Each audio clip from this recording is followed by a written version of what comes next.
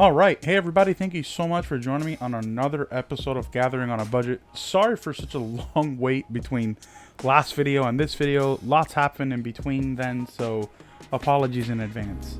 But anywho, let's just get right into it. This week, we're taking a look at Doggo Beatdown, or Boros Doggo deck, whatever you want to call it. If you have a better name for it, please drop it down in the comments down below. I'd love to hear it. And I'll change the name if I like it. But yeah, with that, let's just get right into the deck profile. All in all, the deck comes around to about $50 to $60 at the higher end, depending on some of the rarity that you decide to get these cards, if you get it foil or not. If you drop the Fabled Passage, you save about 20 bucks. So yeah, so the majority of the price of the deck is going to be Winota and Shatter Skull Smashing. But, you know, without further ado, let's just get right into it. So our only one drop is the Selfless Survivor, or Savior, I should say. It's a 1/1 with sacrifice. Target creature gains indestructibility. It's pretty cool because in clutch situations where you want to like attack or go all out, you can sacrifice this creature if it doesn't get blocked, or if it does get blocked, and make something else indestructible to save. So for example, like your Alpine Houndsmaster or your Winota herself. Like, this deck does one thing very, very nice, and that's it swarms the field and it buffs each other up.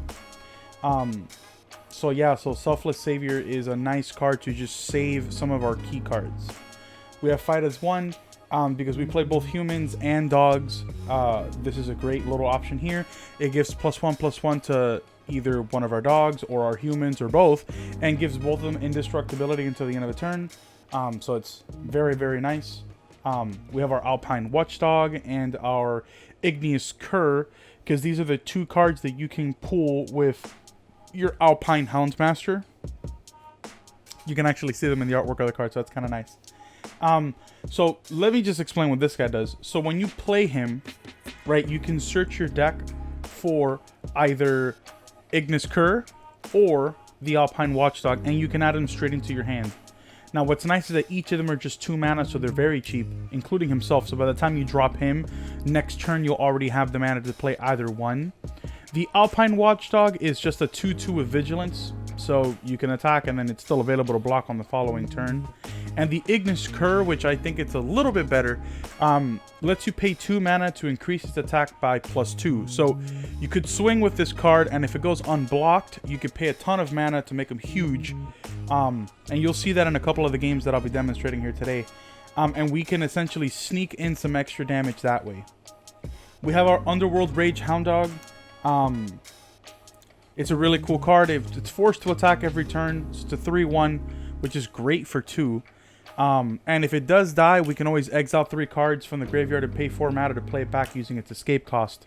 And if we do that, it becomes a 4/2 instead of a 3/1. So it's kind of nice. And in some of the decks where, for example, today we're playing against, well, we're not playing against, but there is like Dimmer Rogues that's very popular in the format. Mill is another deck that's very popular in the format. It's very likely that our opponent mills this card for us, and then we can just play 4 mana, play it back, and it's a 4/2. So very, very nice. We already know about the Alpine Houndsmaster. Whenever you play him, you get to search for the 2 dogs and add them to your hand. But he also has another ability where he gets +X, where X is the number of other creatures that are also attacking. So the idea is to use Winota to swarm the field with all of these different dogs, and then have our Alpine Houndmaster just be super, super big. That's the reason why we play 4 of it.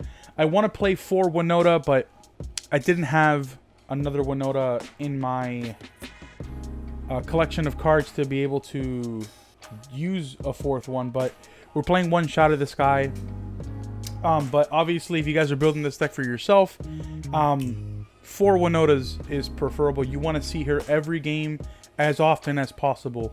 Shadow the Sky is just here because there are some cases where people can outswarm us, or they build an impossible board. So in those, you know, specific cases, Shadow the Sky does come in handy. But in none of the videos we really use it, so I would drop the Shattering Sky for a 4th Winota. You have our Bolt Hound Dog here. This guy is awesome. He essentially has haste for 3 mana to 2/2, but when he attacks, every other creature that is attacking gets a +1/+0.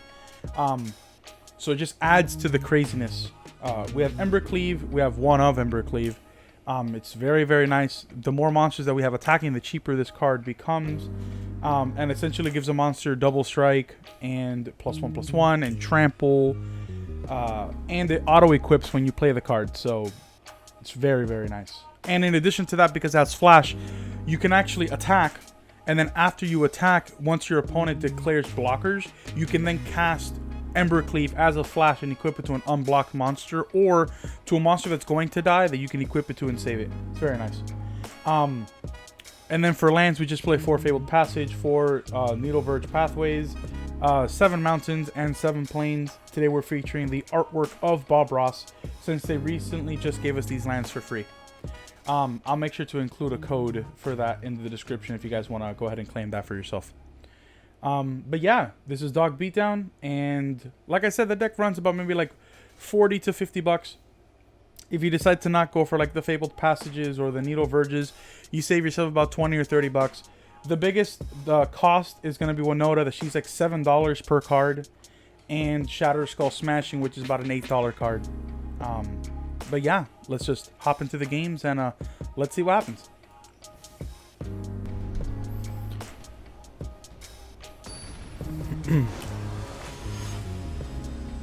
Dave Black. Doggo Beatdown. It's gonna be fun. Oh, we got a mulligan. Sure. At least we have a turn 1 drop. I'm gonna get rid of the 1 red card because we don't have red mana. And then I'm kind of hoping that next turn we draw into another land so we can get the party going. We technically did, but not the one we needed.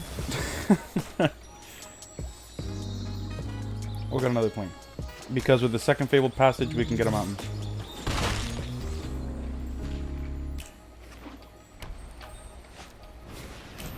Ooh, nice. We got heals.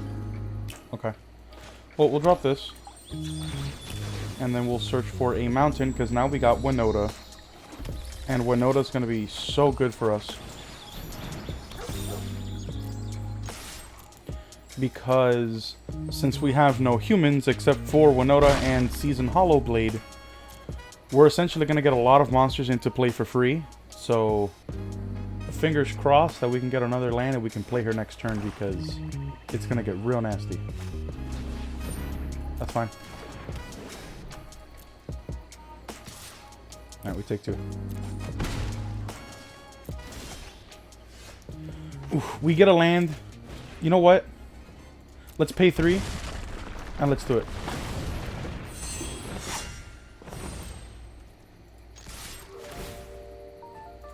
Because this is going to be worth it. Take action. Let's get this. See, look how much value we got off of that 1 Winota. So I'll gladly pay the 3 life to be able to do that immediately. What's nice is that this isn't covered in mana cost of 3, so he can't bloodthirst it.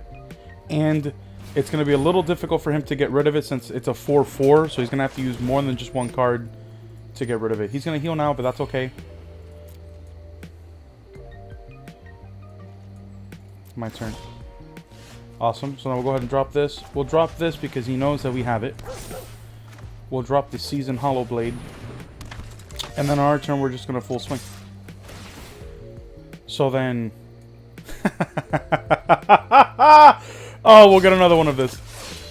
We'll go ahead and take the action, and we'll get the other dog that we didn't have. Go ahead and pop it into our hand. And regardless if we win or lose, ladies and gentlemen, this is Doggo Beatdown. Doggo motherfucking Beatdown. He's deciding whether to block or not. That's fine. It's a shame that that Alpine doesn't get the boost. But, you know, it is what it is. I'd rather this not die, so we're going to sacrifice this to make this indestructible. And the kitty cat scoops. Ironic that the cat got beat by the dog. Let's go. Hey everybody. I just wanted to take a moment just to say thank you so much for clicking on the video. And I also just wanted to say that if you love the content that you're seeing here, please consider subscribing to our YouTube channel. But most importantly, come check us out when we're live streaming on twitch.com/Cafecito Gaming. We stream on Mondays, Wednesdays, and Fridays, and we have some surprise streams throughout the middle of the week too. But we're playing all the popular games like Among Us, Phasmophobia, we're playing Genshin Impact, Minecraft, and so much more. So if you like the content, come hang out with us live. We'd love to see you there.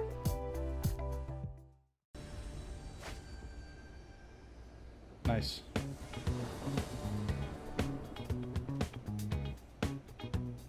Fun planeswalker.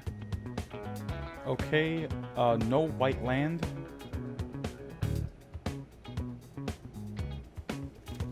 We're gonna mulligan, I guess.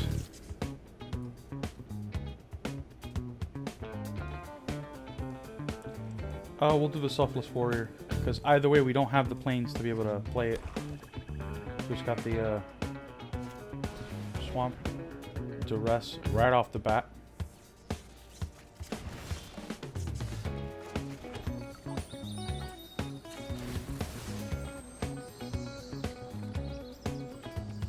We go to white. And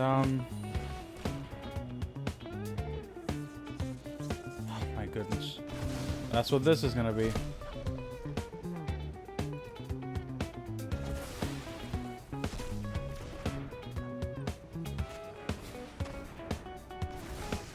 There we go. Now all we have is lands. Great. Nice job, bud.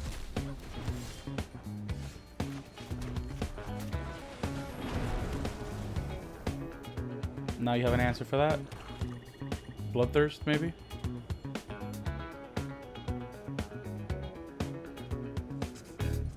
I just realized he only has one card too, but all we're getting is land, so might as well.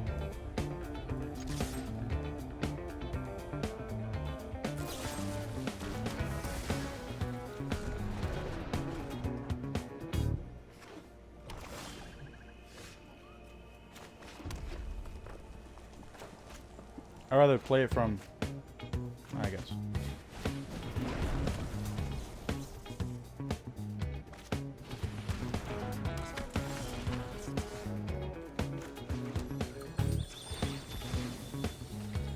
Well, now we can kind of like catch our breath a little bit because he has no cards in hand, so now he's searching for answers.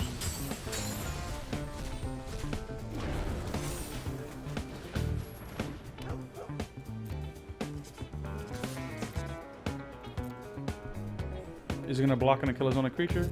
I don't think so. Because now with this, he can start making rat tokens.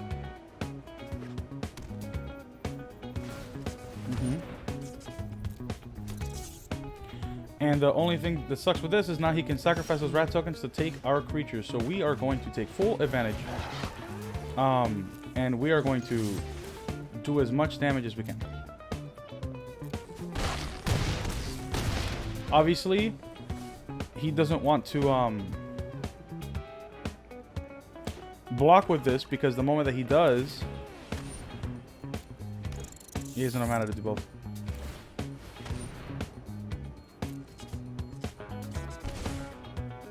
Or do we just win here? Yeah, we just win.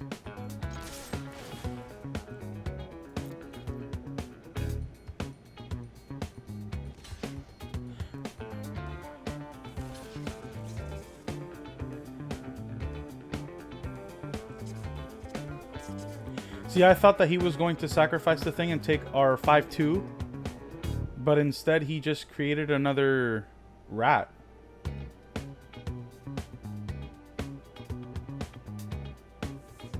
You're topped out of mana, so you don't have an answer.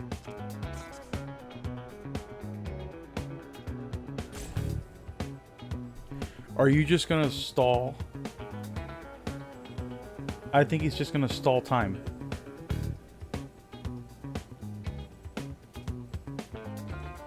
He plays this super degenerate deck to force us to discard cards from our hands He places the Piper on the field, misplays it instead of taking our monster, and now is salty about it. So now he's going to just waste time. He's going to use both of his timeouts, hoping that I leave and scoop. What a degenerate. I wish that I could report this dude, because we're just going to be sitting here now for the next 3 minutes while he uses up both of his timeouts and all that stuff because he doesn't have an answer. Here comes the second timeout. There we go.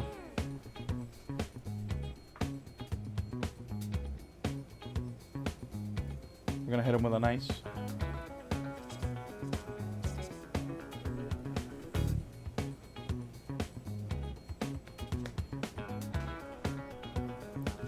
You misplayed, son.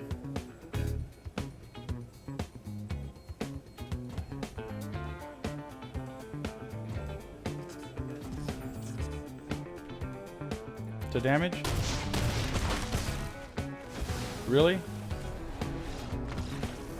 He's just like, if I'm not going to win, I'm just going to make it so that I'm going to eat up as much as your time. I really don't like when players do that. Jeez, that last guy was so salty. Oh, okay. I thought we were up against the same dude again, because he had the same avatar.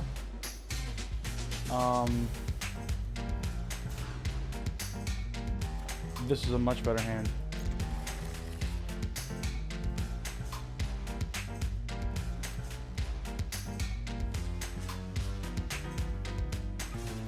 So what we'll do is we'll play the Fabled Passage on the first turn and use it for a Plains. Otherwise, we can't play Winota and we can't play Pack Leader.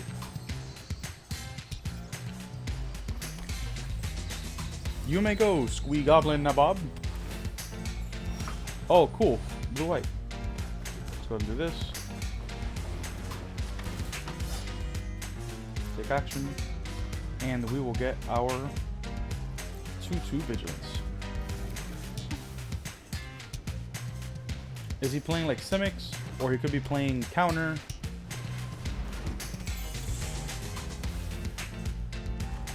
Go ahead and play this.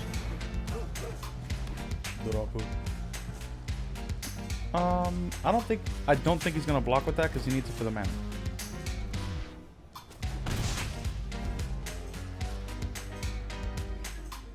Plus, he may have like an unsummon or a dismissal.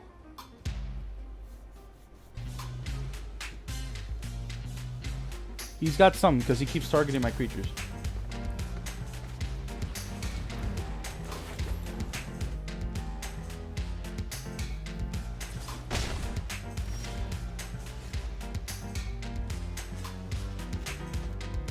I will pay the 3 life to have it on tap so I can play Winota.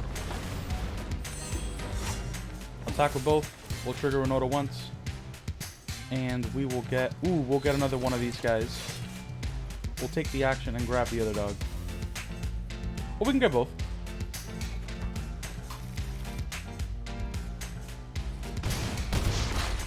He's going to start rushing mana, but we got to start rushing creatures. Because... this is just going to be who can build their board the fastest. But I guess that's the essence of Magic, right? Ooh, 6/6 Kraken. Okay, let's go ahead and play this. And I know I'm playing that. We're not able to play the Pack Leader, but it is what it is. So what I'm going to do now is I'm going to swing with everything except for Winota.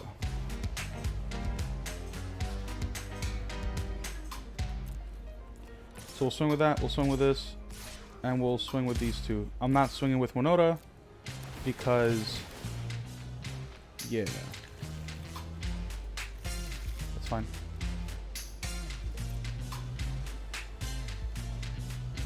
He's going to have to block one of those 6/2s.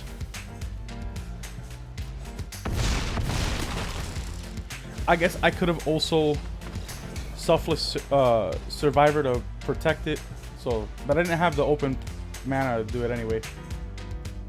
Because you do need a plane to be able to sacrifice it. yeah, we beat Simic. Hey guys, thank you so much for sticking it through all the way to the end of the video. If you guys like the deck, please leave a comment down below and let me know. If you guys decided to build the deck on your own and put it into MTG Arena, please also drop a comment down below and let me know how well you guys are doing with your deck. If you guys are enjoying the Gathering on a Budget series here on our channel, I'd recommend subscribing for more Magic the Gathering content. And with that being said, we'll see you guys in the next one. Bye bye!